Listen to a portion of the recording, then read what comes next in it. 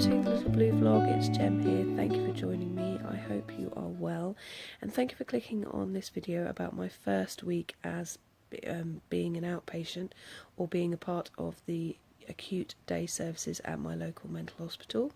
I'm going to be talking about that in a second, but first of all I want to do our weekly check-ins. How has your week been?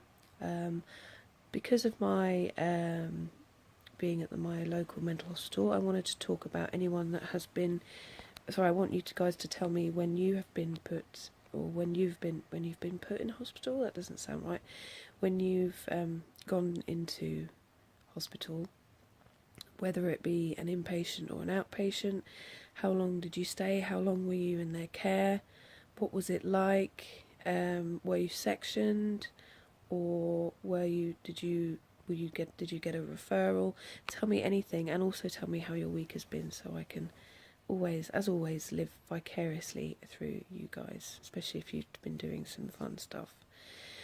For me, it's been my first week, and I got my referral. I got the referral to the crisis team from my psychiatrist. The crisis team then referred me on to the acute day services, or ADS. And with the ADS, they run various groups from Monday to Friday. And I chose the groups that I wanted to do. And I've been really good this week because I've done all three across the whole week. And my dad has very kindly been taking me there. Andy's been off, which has been lovely. So I've been a lot calmer and things like that. So Andy came as well. So it's been really, I've had a lot of support this week, and I'm a bit anxious about next week because Andy's going to go back to work, and yeah. So I picked three. So I went off on a bit of a tangent there. I picked three things. One of them is relaxation, which is on the Monday. On the Wednesday I have recovery skills, and then finally on the Thursday I have managing unhelpful thinking. So I've done 3 classes this week, and I'm really proud of myself because there was one day, it was the Wednesday, and I had a bit of a wobble, and I was saying to Andy, I'm not going, I don't want to go. I didn't really feel up to it, but I went. I cried. Well, I had tears coming down my face for most of it, and then someone after the group, one of the occupational therapists, took me out to another room and just made sure I was okay, and I completely broke down.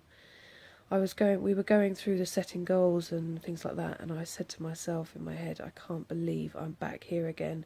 I can't believe I'm at the setting goals to get out of bed, how far I went, how far I'd come, and now I'm back to square one again. So it really felt, all of a sudden it all hit me that I'm poorly, that I've got depression, and now I've got to, build myself up again. And that's the nature of recovery. 1 minute you can be starting to get to a really positive place, and then something can happen and take you back a few steps. But as everyone keeps saying to me, it's 1 step forward, 2 steps back, but I'm still going forward. I'm still making that 1 step forward. And this week has been a very important part of my recovery, which is going to those classes. And they're really nice. They're all run by occupational therapists. There's a volunteer in one of them, and there's only kind of up to sort of 5 or 6 people, the sort of clients that are sitting there and engaging in the classes, which has been really good. I felt very, very cared for. I felt very, very pleased with the level of care that I was getting. And because I've been feeling suicidal and things like that, they have been, making sure I'm okay. And the day after my wobble, the same occupational therapist, he asked me how I was doing compared to the day before. And I just left at the end of the week feeling really, really proud of myself, give myself a pat on the back, and making sure that I, give myself credit for when I do these things, rather than sitting around feeling guilty about everything, every single thing that I do.